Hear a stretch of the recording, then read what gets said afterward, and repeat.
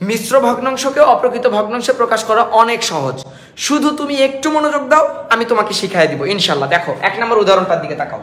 এখানে একটা মিশ্র ভগ্নাংশ আছে, এখানে একটা মিশ্র ভগ্নাংশ আছে, এখানে একটা মিশ্র ভগ্নাংশ আছে। আমি তোমাকে 1 নাম্বার 2 নাম্বার বুঝে দিব, তুমি আমাকে 3 নাম্বারটা করে দিতে পারবা ইনশাল্লাহ, খালি একটু মনোযোগ দাও।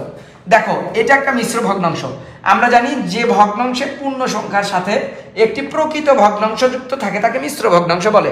তাহলে দেখো মিশ্র ভগ্নাংশকে অপ্রকৃত ভগ্নাংশে প্রকাশ করার একটা রুলস আছে। রুলস কি?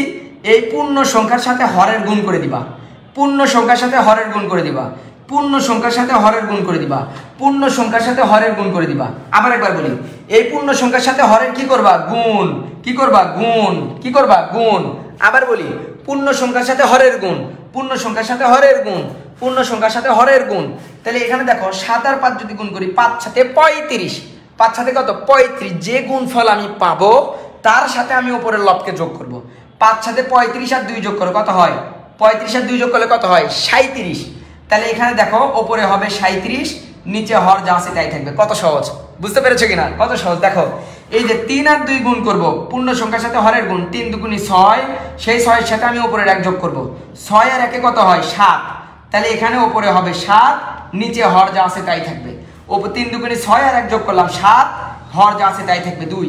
তাহলে তোমরা আমাকে বলো তো 3 এর অ্যান্সার কত হবে? 3 এর অ্যান্সার কত হবে বলো, বুঝতে পেরেছো কিনা?